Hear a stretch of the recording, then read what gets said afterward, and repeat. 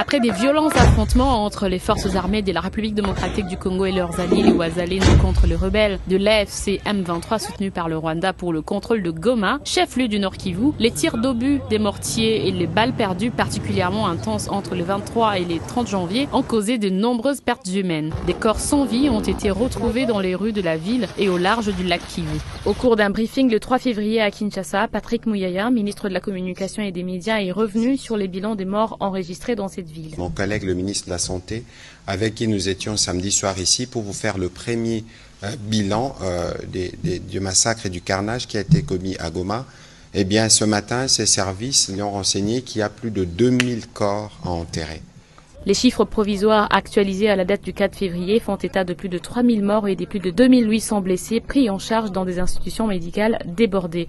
Bouné Nasidi Mohamed, chef des bureaux adjoints au bureau régional de la coordination des affaires humanitaires des Nations Unies au Tchad en Afrique centrale et de l'Ouest basé en RDC, a déclaré aux médias français RFI qu'au moins 2000 corps ont déjà été enterrés par les communautés.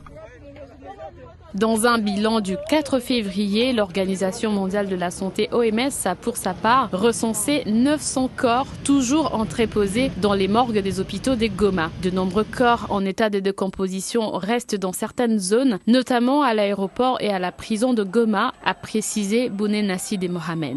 Des membres de la Croix-Rouge congolaise et de la protection civile ont déjà enterré des dizaines de victimes placées dans des sacs mortuaires dans un des cimetières de Goma. Myriam Favier, chef de la sous-délégation du CICR au Nord Kivu, explique que trouver un terrain pour inhumer les corps a été un véritable défi et insiste sur la nécessité de les enterrer au plus vite. Les terrains à Goma où l'on peut enterrer des corps sont extrêmement limités. Donc ça a été une course contre la montre de trouver des terrains. C'est urgentissime d'enterrer les corps puisque la plupart des morgues sont situées au niveau des hôpitaux et donc ça représente un risque épidémiologique énormissime, surtout pour le personnel de santé et les patients.